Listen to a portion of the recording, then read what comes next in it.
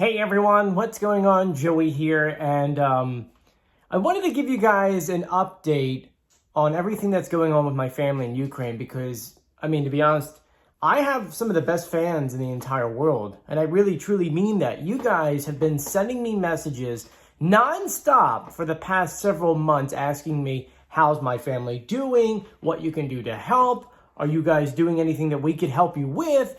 And so I just want to take a moment just to give you guys just a massive update because I really appreciate the love. And I think the last time I did a family Ukrainian update was, I want to say at least 3 or 4 months ago when Ira finally came to America from Ukraine. So I figured let's sit down, let's talk about this and give you guys at least the latest update. So by now, this is now October 7th. We've been going in this war for almost 8 months. It has definitely been an interesting time for my family.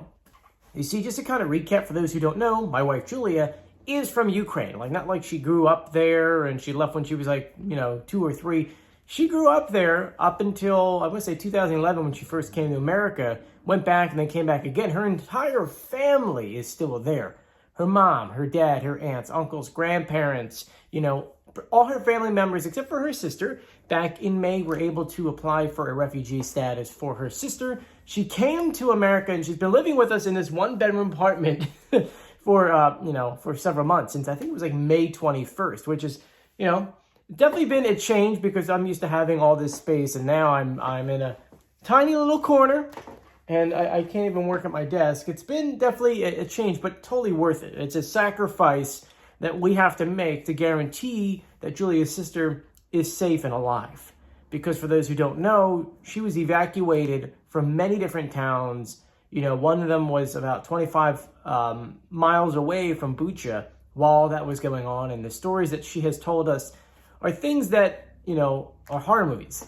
Going to bed, hearing explosions and gunfight outside your house, wondering if you're going to wake up in the morning, hearing the air raids go off at 2 o'clock, 3 o'clock in the morning when you're asleep, and just deciding, is it going to hit me? Is it even worth getting out of my bed to get to the bunkers? There's a lot of horror stories that go along with it. But, it's for her to tell whenever she wants to tell. And so, it's been at least relaxing to have her here, but still nerve-wracking to have her family over there. Because, yes, for the past, I would say 3 months, her side of Ukraine, which is the western side, that's where Lubyshiv is. If you think where Poland and Belarus is, they're up in the corner. For the past few months, it's been not quiet, but it's been better in the sense that they're in an area that wasn't being bombed, but they're in an area which is near a Belarus airport where Russia is using to take off from, and they're shooting off their missiles from that area. So every time that goes off, they get terrified. They have to go to a bunker, so on and so forth. So it's definitely been nerve-wracking having them there. And of course, when Putin said the other day, when, we're going to vote that these other regions are going to become a part of Russia, that definitely scared a lot of people. And so, recently, those missile alerts and things like that have gotten worse. And a lot of people are on edge right now. And, to take a step back, for the past several months, Julie and I have been fundraising money for the 14th Brigade. Now, the 14th Brigade is something that if you follow the news, you might know. They're the brigade currently in Liman, Ukraine, Donetsk, and they're the ones pushing to liberate all of these cities and towns. And they've been doing a fantastic job, but that 14th Brigade is a local brigade to my wife's state, which is Volyn.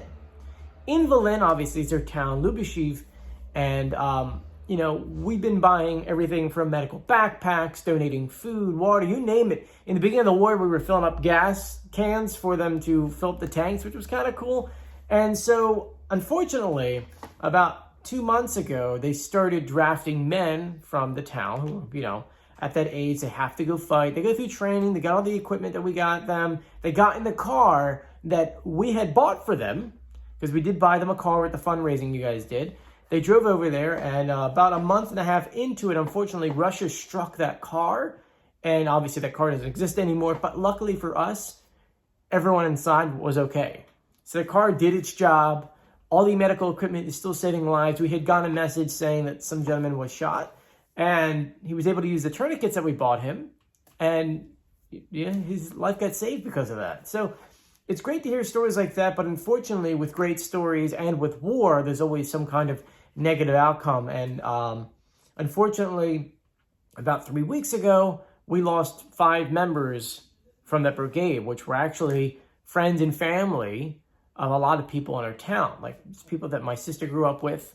It's family members of like their neighbors upstairs. And, you know, it's such a massive loss, 5 people at once. And I don't want to get into details because it was really gruesome what happened to them. They shouldn't have died, but Russia had overstepped we'll just say the boundaries of war. But that's what Russia has been doing this entire time.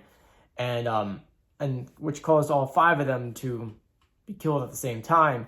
And so, long story short, they held a massive funeral. And keep in mind, this is a small town. It's like maybe like 3,500 people. Every single person showed up. Every single person showed respect to the family.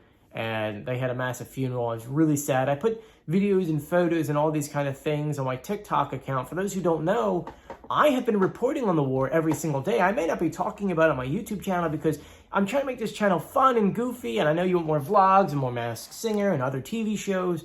And so I try not to post the Ukrainian stuff on here because it really is sad and upsetting and frustrating. And, you know, my poor wife and Julia and Ira both, you know, can't sleep at night. I don't sleep at night. I mean, I already sleep. Like last night, I slept 4 hours. That's my normal schedule, though.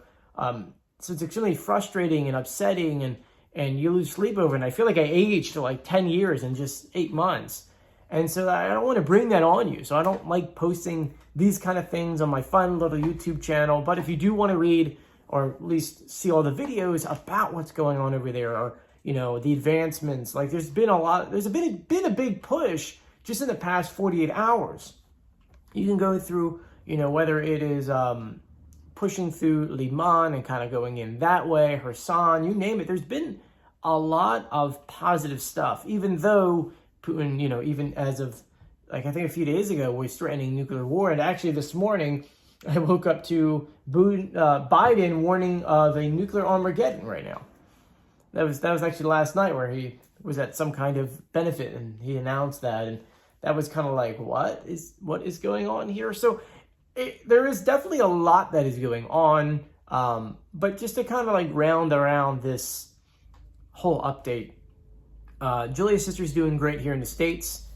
We are able to get her a bunch of stuff. We're still, you know, keep in mind that she doesn't have anything fall related. She came here with nothing. So we're still buying her stuff so that she can actually have fall clothes or just like sweaters and jeans and things like that. Julia and I are still spending at least, I wouldn't say, 10 hours a week volunteering. We're still going to Razum for Ukraine, which is, once again, it's a company that puts together medical bags and IFACs and things like that. So if you want to donate to them, they're doing such a great job where they're either once or twice a week putting these bags together and shipping them out to Ukraine and getting them to the front lines to help out our guys. So we're still doing things like that. We're still sending money over to her family in the town to make sure they have everything they need. I know this week it's kind of been crazy over there. They brought in a lot of military for some reason. So I just wanted to take the time just to thank you guys for reaching out. Thank you for the support and the love. You have no idea how much we appreciate it. Honestly, we've been going through so much that a simple message of like, hey, hope your family's okay, hope everything's going on, really means a lot. If you do want to donate, you could donate to Razum. I do have pins that we put together. I know it's actually stuck under my chair, so it's on my bag. We do have pins if you wanted to get one of these, and this goes straight to Julia's town or her family. This is Together with Ukraine. I'll put the link for that in the description below. But once again, guys, thank you so much for joining me. I hope you're staying safe and sound. And as always, I'll talk to you guys later. See you later. Bye.